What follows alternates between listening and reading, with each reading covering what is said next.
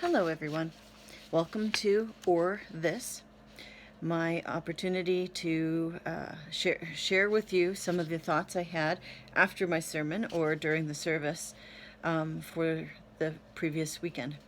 This episode is based on this past Sunday, October 18th, the scriptures, which the main scripture that I talked about was Matthew 22, verses 15 through 22, where two groups, one religious group and one political group, come together to try to basically trap Jesus in his words by asking if it was lawful to pay taxes to the emperor or not. But Jesus shows them that there was actually more than just those two ways to answer the question. And when he says, give to the emperor the things that are the emperor's, and to God the things that are God's, they walk away in amazement. And that's what I talked about in the sermon, about the fact that they thought that they had him trapped because the only two responses they thought he could have were the ones they expected him to have. And when he came up with another response that did not trap him after all, they were amazed that this person could possibly think, think greater thoughts than they could, and thought of something that they did not. And so I think that's an important point to reinforce, as I talked about in the sermon.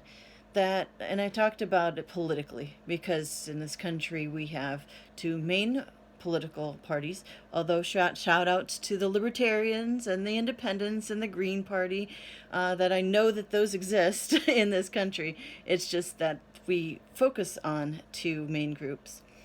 But that we should remember that there is more than two responses.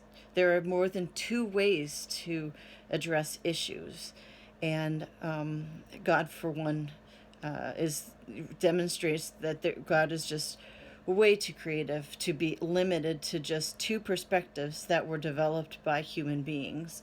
And it's a good thing for us to remember, especially as we live through this lead up to the election, which has become quite tense and a little hostile. But to remember that these two ways are not the only ways to work on issues. And leading up to my idea, the thought that came to me as I was preaching yesterday, I kept thinking about memes.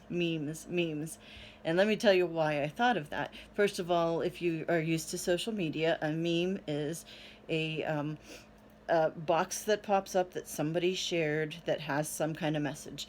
Sometimes it shows pictures of people like political leaders, or pictures of entertainers, or sports stars or something like that, and then there's some kind of a message contained in it. Sometimes it's a pretty design with a nice inspirational message. Sometimes it's just like a colorful box with a couple lines of a message that is funny, or something you're supposed to reflect on, or something like that. So that's what a meme is. And I've seen a lot of memes that really get me frustrated because I've seen people sharing memes that address different political issues in maybe 2, 3, maybe 4 lines of print that's this big. And it says, this is the way this is, and that's it. And it's this way or no way. Or you have to be this, you have to think this way or vote this way if you're a Christian, or something to that effect. I've also seen memes that have popped up, particularly as COVID-19 came about, developed. There were memes being shared that said certain messages about using masks and stuff like that.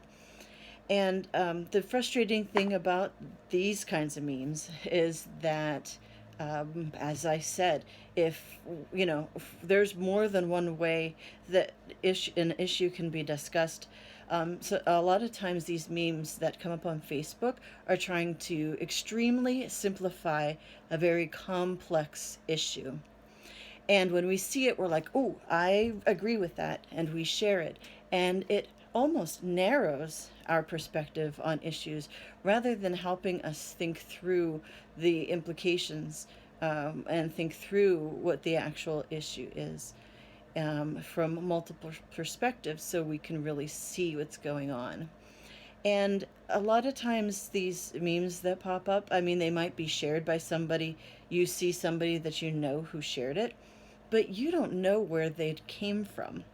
You see the name of a person, but you don't know that person. You don't know if it actually really is a person, or if it's just a fake account that somebody is putting out memes like these, just to make, try to make us think the way they want us to think. And so I really encourage us, especially as Christians, to be careful and be more thoughtful about the memes that you share on Facebook, particularly around issues that our society is facing.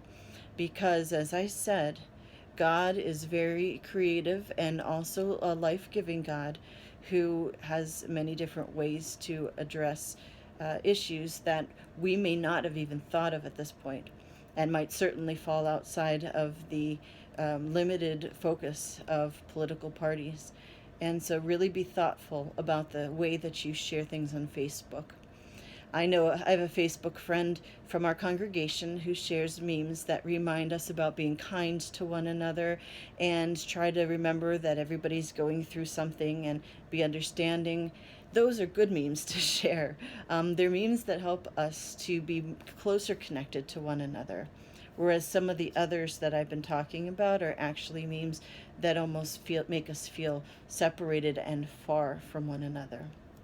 So please remember, these messages and these things that we believe about God and about Jesus when we are being active on our social media accounts, because then we can be good witnesses, not only face to face with people, but also good witnesses to who God is, a very creative God, when we are functioning on our social media accounts.